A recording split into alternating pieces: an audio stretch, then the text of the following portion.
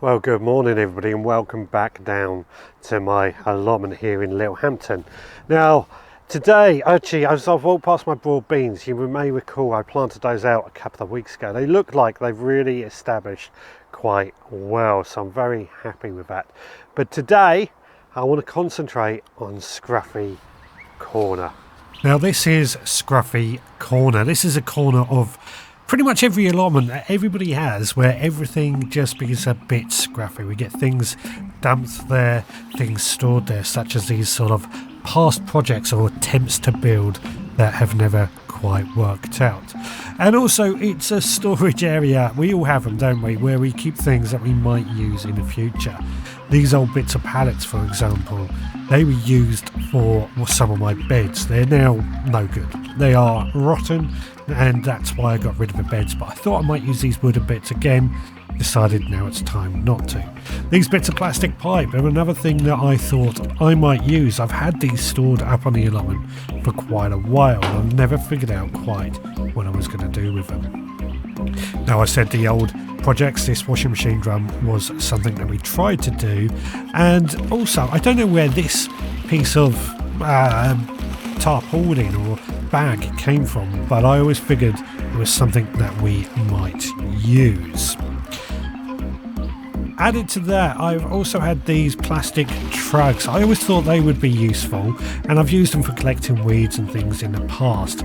That pink one wasn't too bad, but you'll see later this grey one is not anywhere near as good, so it's time for it to just go to the bin. I'm terrible at throwing things away. I like to hold on to stuff and use it as much as I possibly can. I think that's sometimes a bad thing on an allotment. I know allotments are meant to be a bit ramshackled and what have you. Sometimes hoarding is a very bad thing.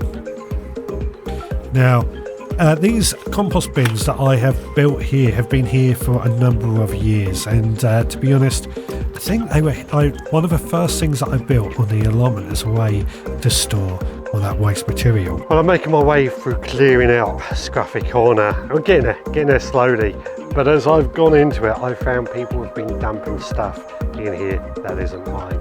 We've got what looks like a washing line that has been thrown here, and a bottle of pesticide. Now I know that's not mine because I don't use pesticides at all.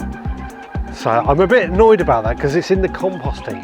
This material could be going onto my plants, and I don't know whether it's going to be safe to use now.